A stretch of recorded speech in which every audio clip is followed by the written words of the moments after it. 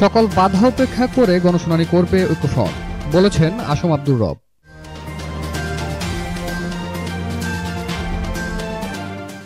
সকল বাধা উপেক্ষা করে জাতীয় ঐক্যফ্রন্ট গণশুনানি করবে বলে জানিয়েছেন জাতীয় সমাজতান্ত্রিক দল সভাপতি আসম আব্দুর রব। আজ বিকেলে মতিঝিলে গণফোরামের কার্যালয়ে জাতীয় ঐক্যফ্রন্টের বৈঠক শেষে তিনি এসব কথা বলেন। এর আগে ঐক্যফ্রন্টের স্টিয়ারিং ও সমন্বয় কমিটির যৌথ সভা অনুষ্ঠিত হয়। রব বলেন, আগামী 24 ফেব্রুয়ারি আমরা গণশুনানি করব বলে সরকার আগে থেকে সব হল বুকিং দিয়ে রেখেছে। আমাদের কোনো হল দেওয়া হচ্ছে না। যত বাধাই আসুক, সকল বাধা উপেক্ষা করে বাংলাদেশের আকাশের নিচে যেখানে জায়গা পাবো আমরা সেখানেই গণশুনানি করব।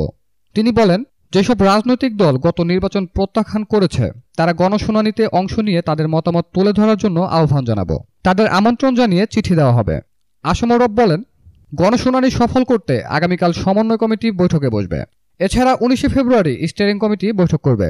বৈঠকে অংশ নেন জেএসটি সভাপতি আসম আব্দুর রব, কৃষক শ্রমিক জনতা লীগের সভাপতি বঙ্গবীর কাদের সিদ্দিকী, বিএনপির স্থায়ী কমিটির সদস্য ডক্টর মঈন খান, নাগরিক ঐক্যের আহ্বায়ক মাহমুদুর রহমান মান্না, গণস্বাস্থ্য কেন্দ্রের ট্রাস্টি জাফরুল্লাহ চৌধুরী, গণফোরামের কার্যকরী সভাপতি সুব্রত চৌধুরী, সাধারণ সম্পাদক মুস্তাফা মহসিন মন্টু, প্রেসিডিয়াম সদস্য জগলুল হায়দার আফ্রিক, বিএনপি চেয়ারপারসনের উপদেষ্টা আব্দুস সালাম, যুগ্ম মহাসচিব সৈয়দ মোয়াজ্জেম হোসেন আলাল প্রমুখ।